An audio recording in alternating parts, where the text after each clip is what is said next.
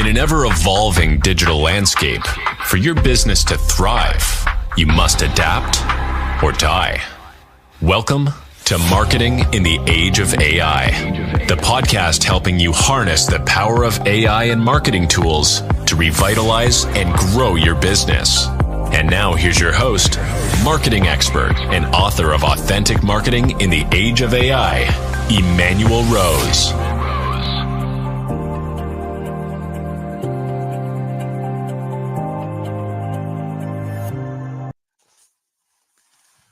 Welcome to this episode of Marketing in the Age of AI, and I'm remote in the Silver Bullet Express right now.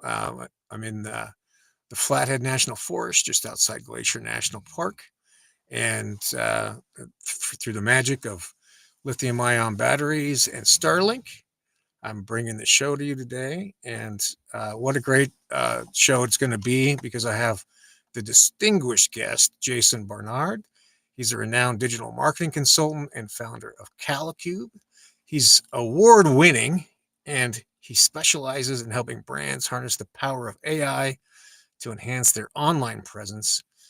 With deep expertise in SEO, content strategy, and personal branding, he understands the intricacies of effective digital marketing in today's dynamic landscape as we harness the generative engines that are so much a part of our lives. Jason, thank you so much for taking time to spend some of your day with me.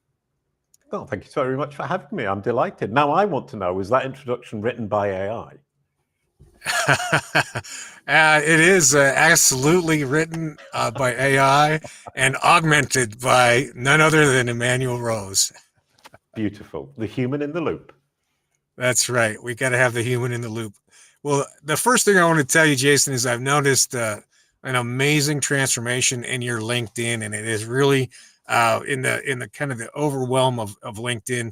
It's gotten my attention in terms of the colors and the dynamism that are coming from the stills, and then the stories that you're telling. So I just wanted to say thank you for doing such amazing work, and it is actually enjoyable to me to see the posts that you're making.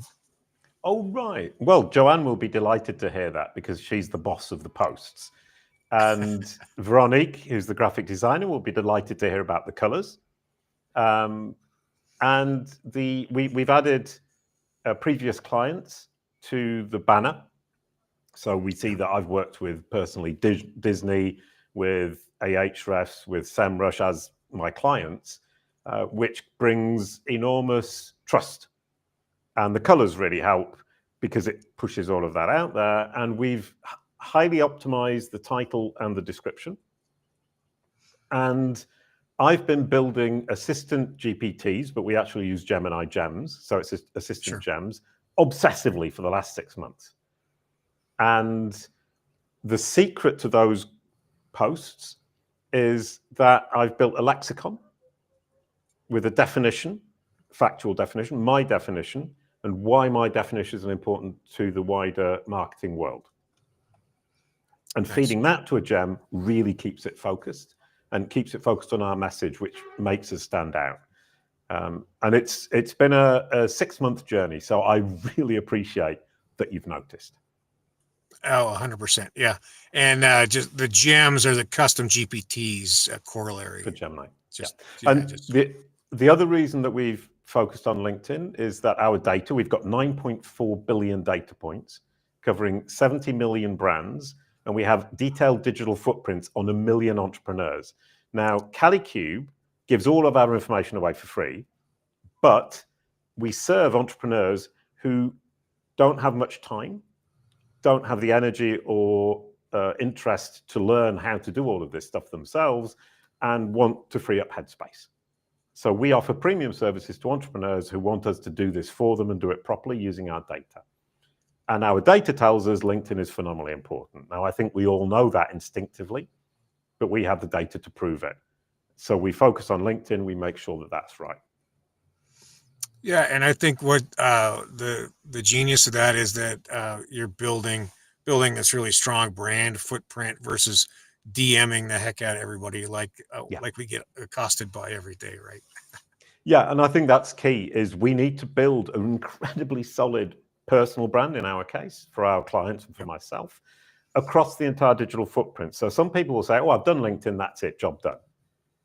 But if you let LinkedIn educate the algorithms about your personal brand, you're handing over control of your personal brand to rented space. You really want to build your own website and then point back to that, so that LinkedIn becomes a corroborative source and not the primary source. And then you can do Crunchbase, you can do Forbes, you can do Entrepreneur. I do Rolling Stone because Rolling Stone's really cool. As additional corroborative sources. So you end up with a digital footprint that's wide, consistent, on message, and relevant and authoritative. That's how you win the trust of these machines. And I think that's the important point we're going to be making today. You need them to trust you. They're recommendation engines. They recommend the best solution to their users. And your audience is a subset of their users. They're having trillions of conversations every day. You want them to recommend you to the subset of their users who are your audience. And the only way you will ever get them to do that is if they understand who you are, what you do, who you serve, and they trust you as the most credible solution in market. Whew, that's it. I think we're done right there. Right. Thank you very much. Have a lovely afternoon. Yeah. Well, that's a great, a beautiful summary. And we were talking a little bit earlier. I latched on to the term generative engine optimization about a year and a half ago when I wrote a small book about that, just to try to give people a toehold into GEO. Talk to me a little bit about the ontology that you're developing around GEO. Right. Yeah. And I don't want to insult you. I didn't realize that you'd written a whole book about generative engine optimization. That's okay. No, that's fine. I think it's such a dynamic space that we kind of latch on and try to explain things, and then there's more that is revealed every minute, every hour, every day. So I think it's great to have these conversations, understand where the terms come from and why. Well, a couple of things is, number one, I think about this obsessively, and I have been for 10 years. And I think that's an important point for me to make, is I started CaliCube Pro and CaliCube, and I built the system for optimizing entities for the knowledge graph of Google, and then optimizing brand SERPs, and now optimizing for AI. I started 10 years ago. I've been waiting for the world to catch up with me. So I've had a lot of time to think about this. And when generative engine optimization became the buzzword, all I could think is, but you're talking about how these machines function. You're not talking about what they do for people. Nice. Yep. That's a good twist. AI assistive engines is a much more accurate term. I'm using it as an AI assistive engine. So it's AI assistive engine optimization, which doesn't roll off the tongue quite so well, but it's much more accurate. And generative engine optimization doesn't make sense if you're looking at AI in Gmail, or you're looking at AI in Windows as a native part of that program, if you're looking at it in Canva. And I think what we're failing to realize is that these machines are in every part of the software you're using every day already. For sure. They're not very prevalent and they're not very obvious, but I'm calling that ambient research. So I talk about explicit research, where you're searching for something and you know what you're looking for. Implicit, where you're searching and you're not sure what you're looking for quite, but the AI will bring up your brand name.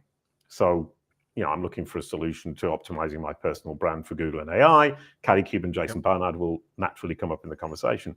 But then you also have implicit. I'm writing an email and it starts suggesting different text. My brand might get suggested in somebody else's email without me even thinking about it. That's ambient. Absolutely. And it's so far away from where we're sitting right now, and not generative at all. Well, it is generative, but it's not a useful way to look at it. It's an assistive engine. It's assisting the person.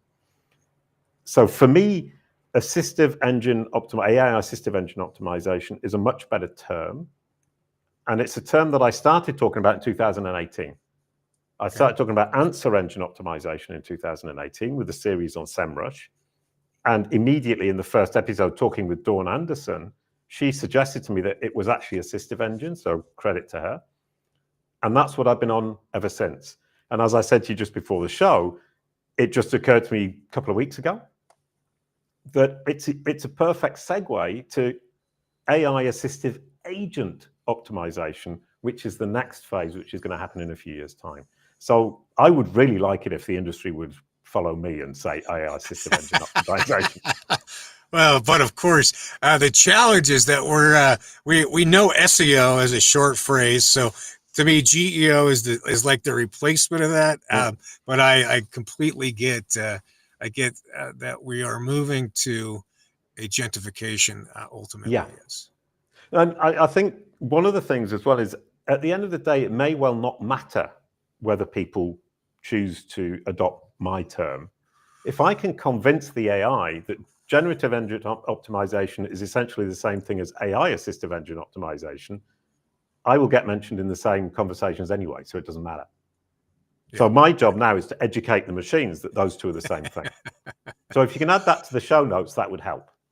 Okay, yeah, I'll make sure. Maybe I'll write a whole white paper on that for you, Jason. Thank you. Yes, of course. I will help you because very nice. I truly believe that's the case, and that the GEO term is going to be short-lived, and that we're going to realize that it's run out of legs. And if it is still used, it's going to be used because people don't want to change, because people are resistant to change, rather than because it's actually the right term. But I'm very confident in a world of agential assistance, in a world of ambient research that I talked about earlier, we're going to need a new term. So we might as well start now.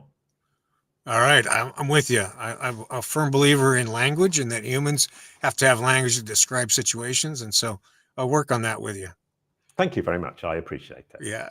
So, wow. I mean, so you've been looking at this for the better part of a decade. There's a lot of people who are still AI curious, or maybe are not in AI action yet. Break down just a couple of steps that an executive, a business owner, a CEO should be looking at if they're AI curious and they need to start getting over that hump into action.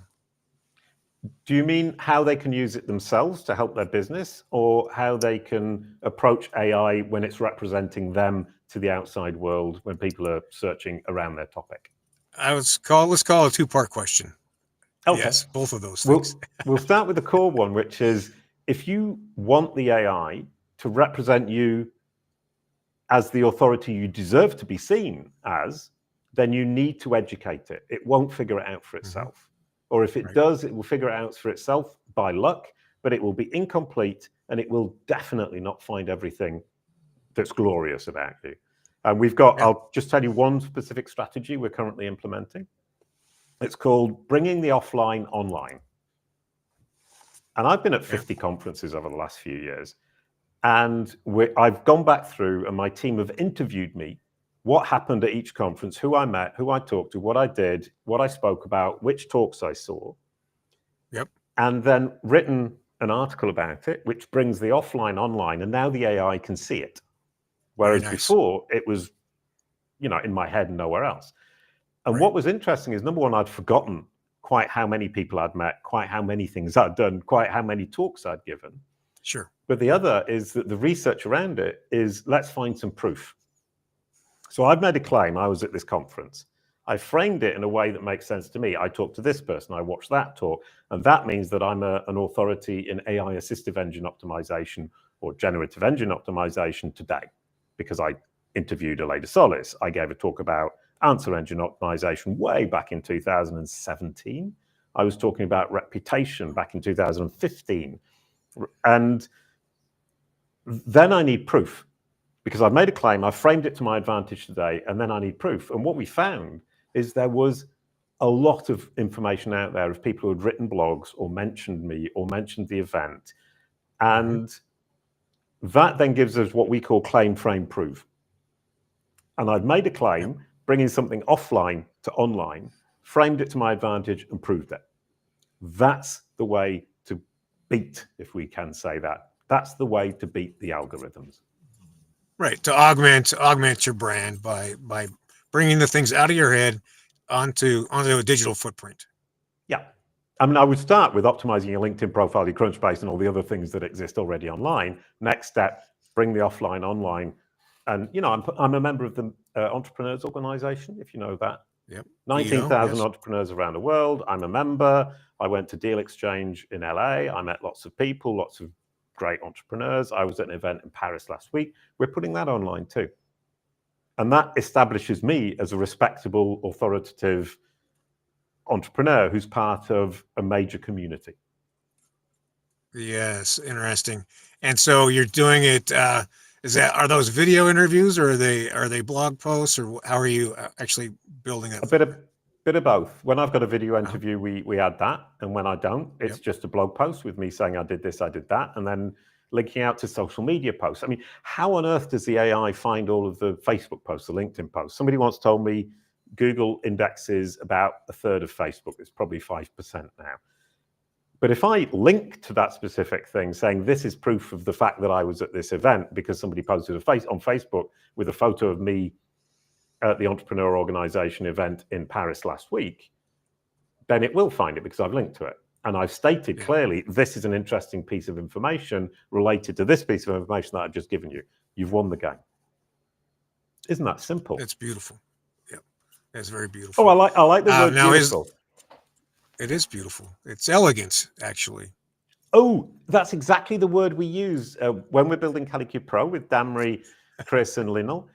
The key word is this an elegant solution? Nice. And elegant is the word. It's my friend Hugo Scott who said that to me 10 years ago when he was working with me on this. And he said, I want elegant solutions. And I absolutely love that because elegant means it works, it's scalable, makes sense to any human being. And if it's elegant, it's simple. And if it's simple, it's probably the best solution.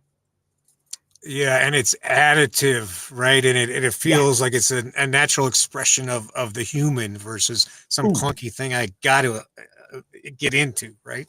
I keep doing this. I feel 12 years old, but that's brilliant. Yeah. And the second part of your question, oh, sorry, go ahead. Yeah. No, go ahead. Please finish. Yeah, that's good. No, the second part of the question was, how do I use AI? And this is kind of interesting for me right now because I've obsessively, over the last 6 months, been learning to write assistant gems, so assistant GPTs on Google. Yeah. And I found an incredibly good iterative process for making the prompts better and better and better. And it's been a really long journey. I'm going to write an article about it soon for entrepreneur.com. Nice. To explain to entrepreneurs how you can better use AI. And what I did a couple of weeks ago, I was going to Entrepreneur Organization Forum meeting. And the forums are groups of entrepreneurs who help each other with advice. And so I went in and said, okay, I would like to talk to you about my plan to build CaliQ up to $10 million in revenue by the end of 2030. That's hugely ambitious. And I've been looking at that number. I just plucked the number out of the air. I said, $10 million revenue in 2030, that's my aim. With no idea how I might get there, just my instinct tells me it's possible. Absolutely. So I built a Gemini assistant. And I started by saying, okay, this is my plan. And every time I went through it, once I got to a point where I thought we'd made some kind of breakthrough and I had an aha moment, I thought, okay, this makes sense. I asked it to write the prompt for that piece. Then I created an assistant. Then I talked to that assistant and took it another step. And each time I got to a step where I felt that we had made sufficient progress in one chunk, I would say, here's the initial set of instructions, add these to that instruction. Nice. And then iteratively went through that. And by the end of, took me 7 hours of going round and round and round and round and building new assistants each time. That's really important because when you talk to the assistant, there's a lot of junk gets in its brain because you're changing your mind all the time. So you need to create a clean assistant each time with new knowledge and a new instruction. And that stops it getting clogged up with misconceptions and misunderstandings about what you said previously when you turned out to be not the best idea in the world. And that keeps it clean and you iterate through it. And I think I ended up with, let's say I did 7 iterations in 7 hours. And by the end of it, I had the whole business plan. I can see how we're going to get to $10 million by 2030. And I actually believe we can do it, which is stunning. And at the end of the day, I went to the forum and I was thinking, I'm going to ask them for advice. And by the time I got there, I didn't need advice from a how to do it perspective. The guys on the forum were saying, wow, you've just completely laid it out. Doesn't seem to be any doubt. I can see that that's likely to work, even though I'm not in your industry. And I ended up just asking for shared experiences. I need to hire a really good sales team.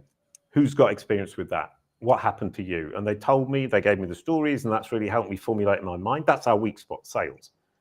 So I need to solidify that. I've got shared experiences. I'm off to the races with that. So that iterative approach is really, really, really, really powerful. And the fact of restarting the gem each time you've clogged it up with junk, it keeps it clean and keeps it moving forwards in a really sensible manner. I don't know why it's a beautiful structure. No, it's okay. I felt like you just wrote a piece of music in that time, right? That's what it seemed like to me. It was a structured approach. Here's all the instruments, and now we have to see how they play together. Yeah, that's it. And I tried, but I didn't do a particularly good job to focus on one aspect at a time, to isolate the different aspects and then bring them all together. But that's just one example. I mean, I've been building assistants and gems right, left, and center. And it's really weird after, what is it, 2.5 years since ChatGPT came onto the scene? I don't know how I ever lived without it. It's like Google Isn't Maps. that the truth? Oh, I know. You're thinking, how on earth did I manage with a paper map? Mobile phones, how did I manage when it was all landline?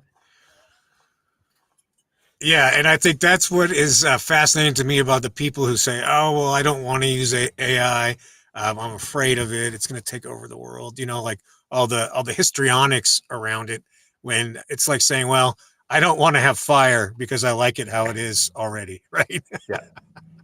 Well, the thing about it is when you look at the SEO community, for example, who complain quite a lot about Google and its bad results and how it's not keeping its social contract, whether or not anybody has a good argument there, point is there's no point in complaining about it because you're not going to change it. For sure. Yep.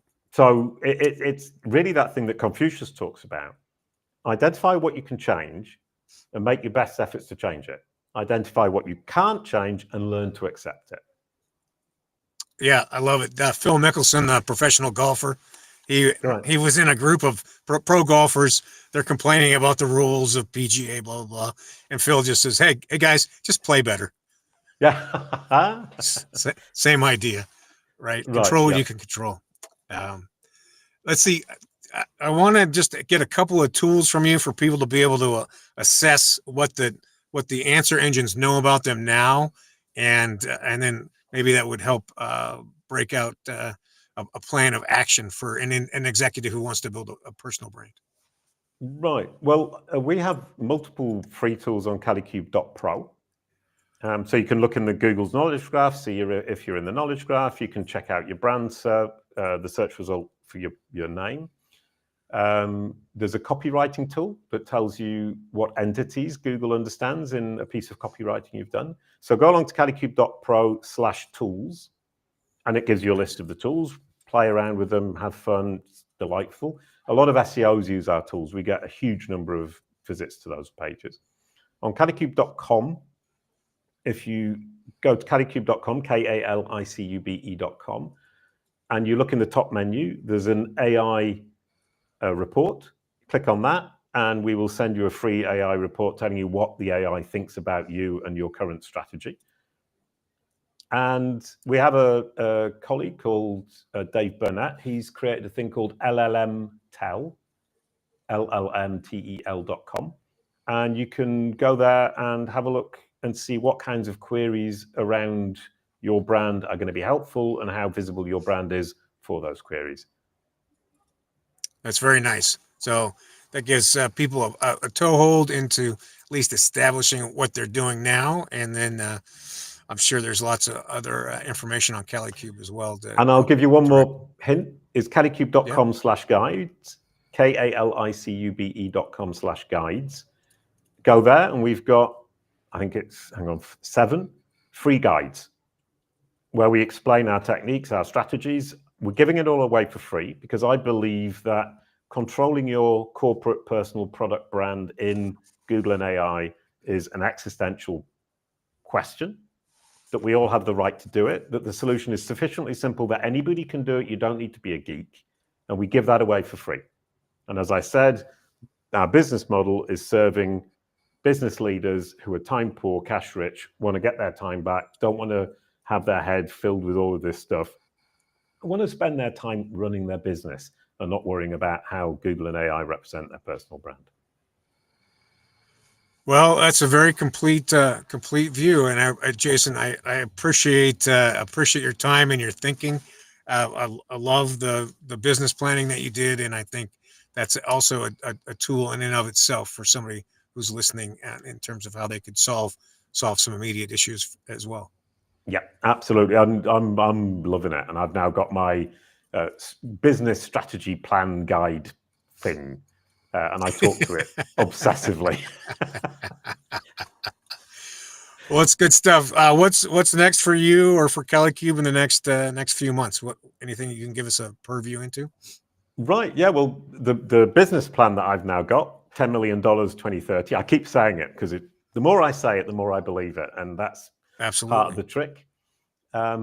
Is that as the CEO and the person who built Kalicube Pro, the system, 9.4 billion data points, 70 million brands, detailed digital footprint of 1 million entrepreneurs, we're going to expand that to 100 billion by the end of 2027. And that's going to be entrepreneur focused. So we're going to have the biggest data set in the world that is entrepreneur focused, business focused. How do you get AI to understand who you are? How do you get it to recommend you to the subset of its users who your audience? And the key is going to be what we're calling Kali Nexus, which is the interface that translates all of our data, all of your brand narrative, into machine readable content on your website. And It goes way beyond schema markup. People will say schema markup. It goes way beyond that. That's baby play by comparison to what we're going to launch. So the next 3 months, I have to build Kali Nexus with my team.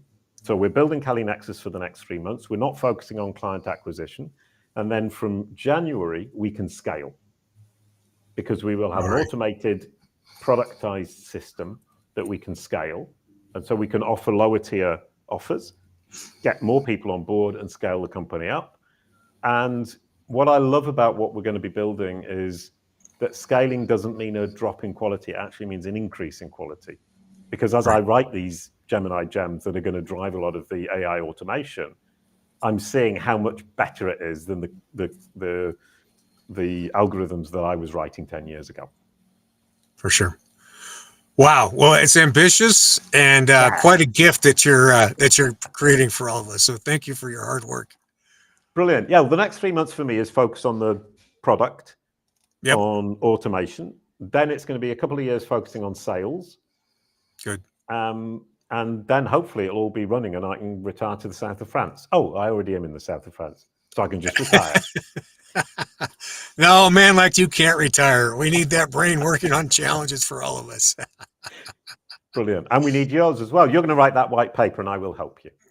Okay, Jason, I appreciate that. I hope that we can talk again sometime February or March and you can break down the Nexus for me.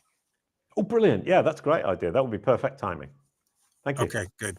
Thank you so much for laying all that out. And I'm really grateful for your time today.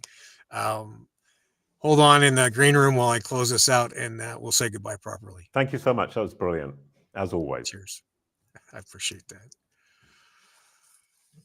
Well, a couple of real good takeaways from that. One is to check out the Kalicube links that Jason broke down, which will be in the show notes as well. But to take the time to make the things that happen offline and bring them online in a number of ways is a genius move. And then to make sure that it's interlinked throughout the webosphere so that it's searchable by the answer engines. And also take the time to spend a day breaking out this agentified or gemmed or custom GPT'd business plan and get your big, hairy, audacious goal and have the help from the answer engines to generate that and then bring it to your mastermind or your forum and get some other humans to look at it with you and break out conversations about things that you're still learning about, and get the help from the other humans and their experience from their work. Hope you found value in this. I know I did. I also hope that you take some time today to spend time either building custom GPTs or gems, or finding an AI tool that can help win back some of your time. And with that time, that you spend it continuing to upskill, that you spend it with your friends and family, or that you get outside and explore a national park, or just to feel some dirt under your feet. It's Emmanuel Rose, Marketing in the Age of AI. Thanks for listening to Marketing in the Age of AI. Be sure to subscribe wherever you heard this podcast so you never miss a future episode. Your copy of Authentic Marketing in the Age of AI is available at Amazon.com or EmmanuelRose.com. You can also connect with Emmanuel on LinkedIn. Thanks again for listening, and we'll see you next time.